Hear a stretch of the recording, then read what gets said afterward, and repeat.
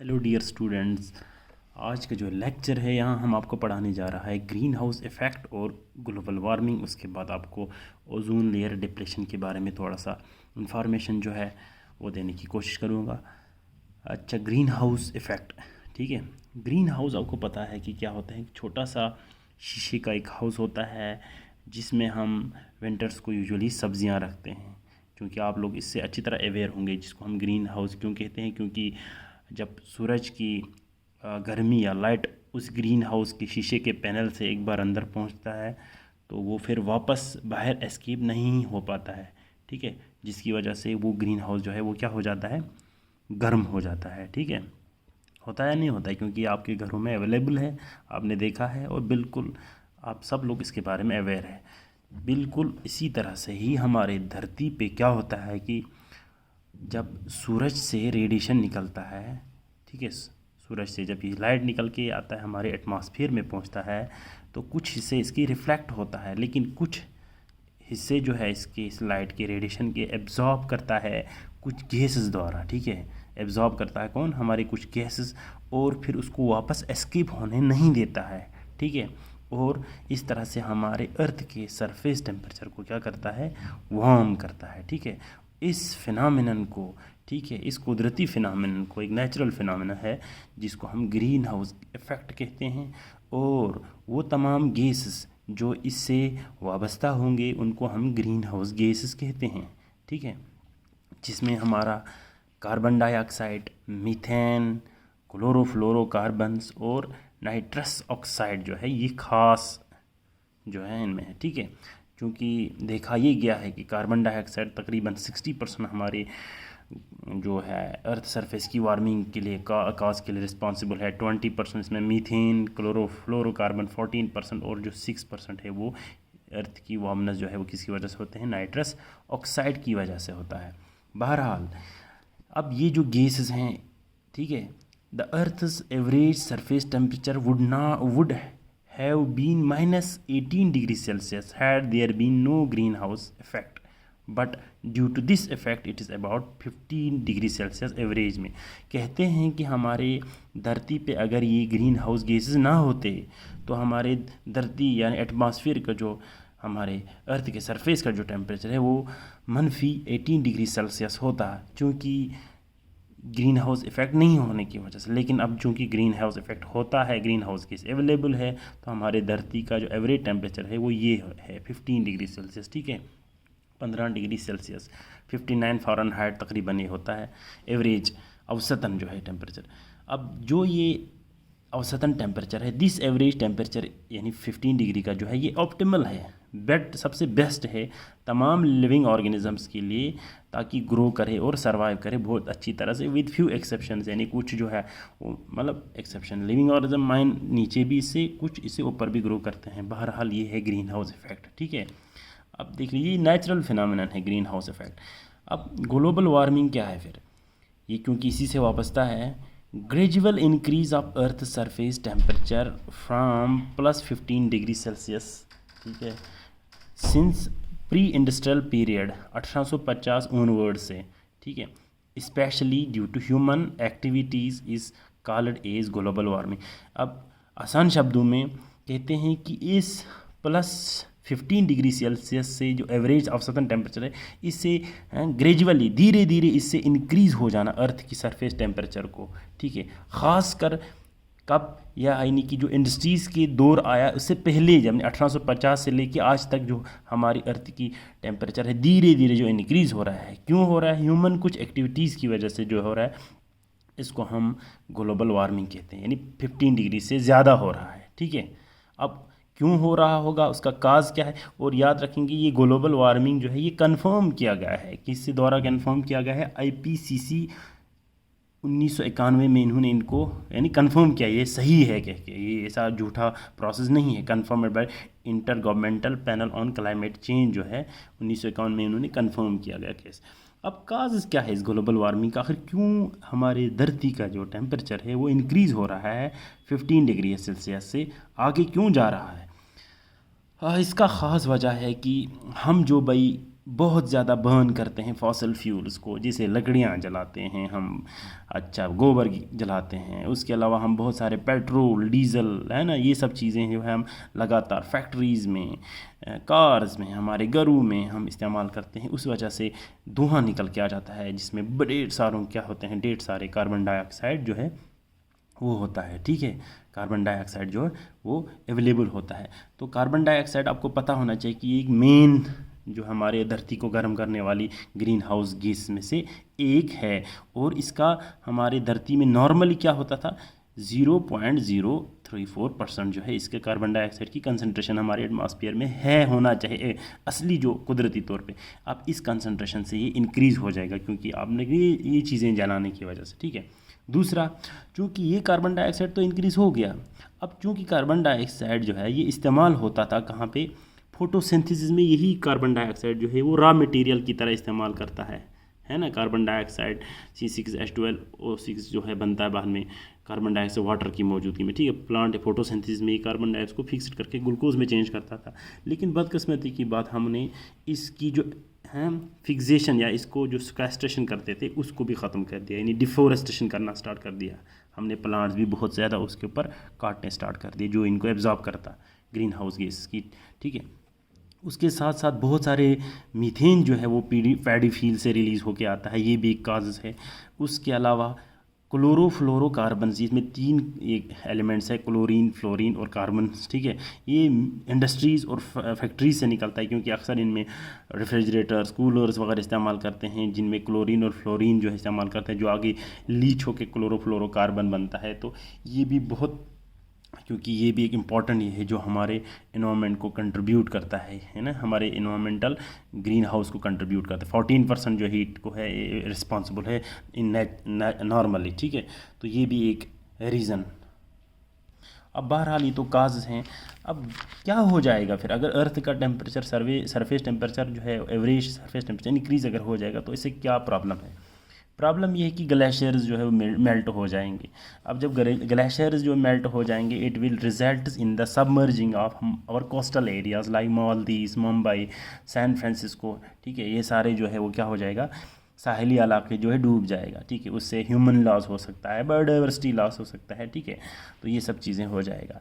उसके अलावा extreme weathering events, weather phenomenons हो जाते हैं। वेदर बोलते हैं जब हम टेम्परेचर किसी इलाके का बहुत लॉन्ग टर्म के लिए देखते हैं। ठीक है, सॉरी, वेदर जो डेली बेसिस पे, और क्लाइमेट जो है हम लॉन्ग टाइम में। तो क्लाइमेट ऑब्लिक वेदर दोनों जो है वो चेंज हो जाता है, जैसे कि फ्लडिंग आना स्टार्ट कर देगा। 2014 में आपने कश्मीर का सिनेरियो देख लिया है। उसके अलावा ड्रॉट हो सकता है, ये देखो हम अक्सर देखते हैं बारिश बिल्कुल नहीं आता है क्योंकि वेदरिंग फिनोमिनन्स चेंज होना।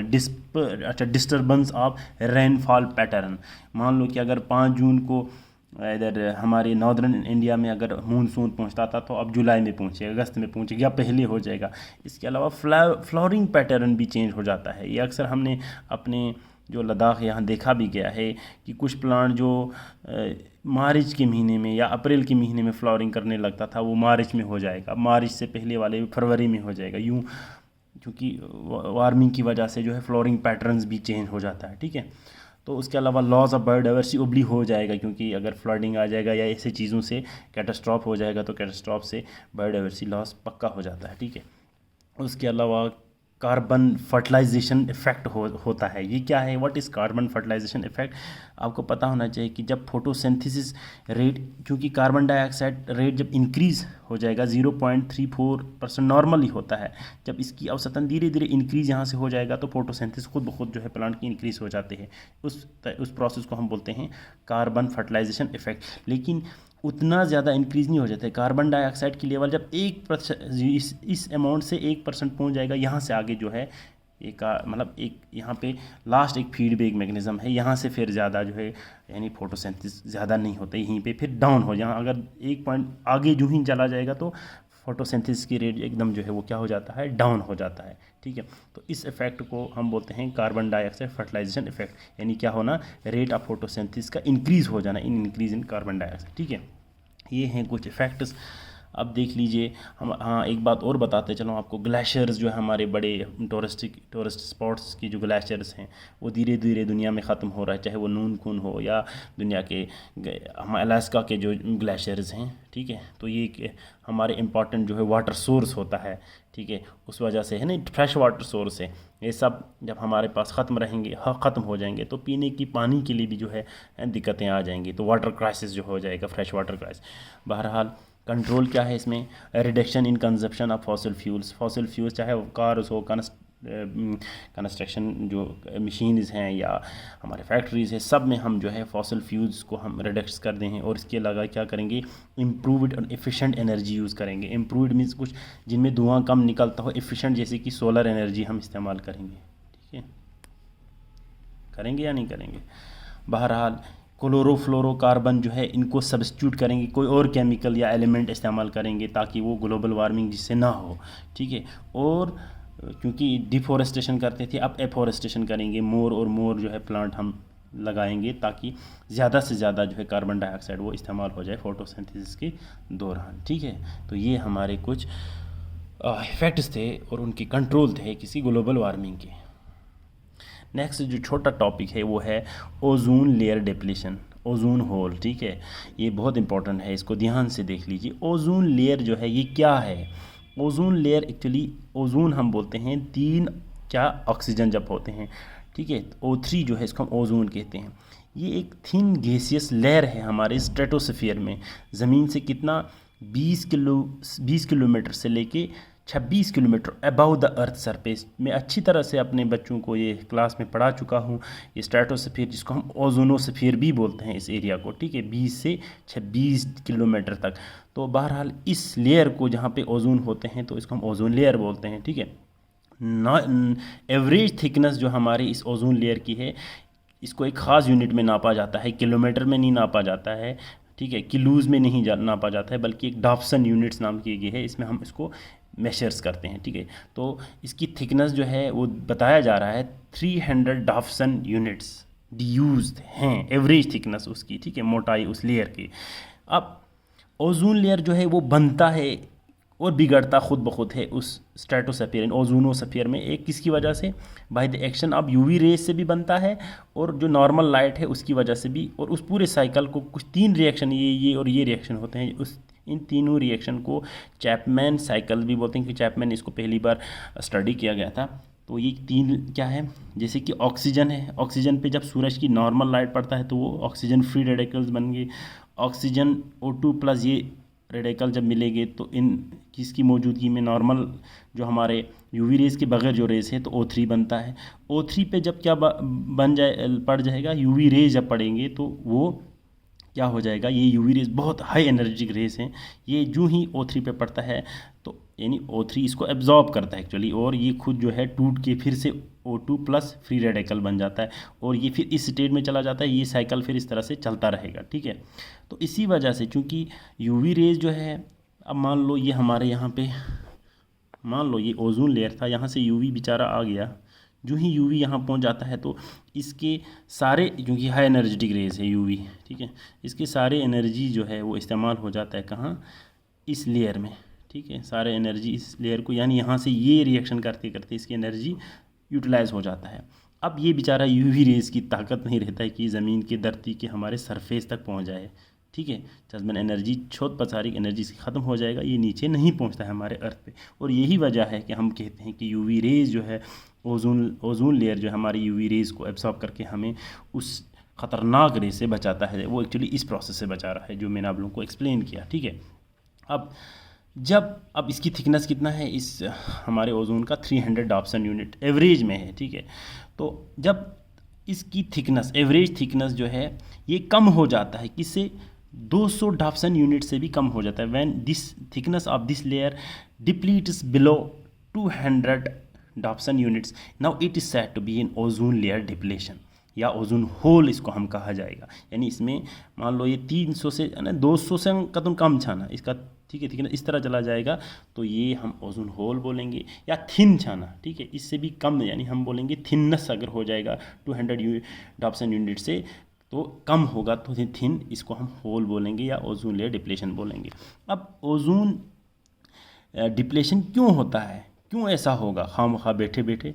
वो इसलिए होगा क्योंकि धरती पे हम कुछ क्लोरोफ्लोरोकार्बन्स नाम की कुछ गैस जो है इस्तेमाल करते हैं अपने कूलर्स और रेफ्रिजरेटर्स में। ये जो ही हम अपने इसमें से निकल के सीधा चला जाता है हमारे एटमॉस्फेयर में और पहुंच जाता है हमारे ओजोनोस्फीयर में। वहाँ ये जो क्लोरोफ्लोरोकार्बन है, ठीक है, ये सनलाइट जो ही इस पर पड़ता है, ठीक है, सनलाइट, नॉर्मल सनलाइट, तो क्लोरोफ्लोरोकार्बन जो है ये टूट जाता है क्लोराइड आयन, फ्लोरीन आयन और कार्बन में, यानी इसके तीनों जो है अलग अलग कंस्टिट्यूएंट्स अलग हो जाते हैं। अब उसके बाद नेक्स्ट स्टेप में क्या हो जाएगा, नेक्स्ट स्टेप में क्लोराइड जो है वो रिएक्ट करता है इन प्रेजेंस ऑफ ऑक्स, ठीक है। अब यही O3 जो है, जो यहाँ पे ओजोन था, अब ये O3 जो है रिएक्ट करता है किसके साथ, क्लोरीन के साथ, इन प्रेजेंस ऑफ यही फिर से कौन, सनलाइट में, तो बनता है ना क्लोरीन ऑक्साइड और प्लस यहाँ O2।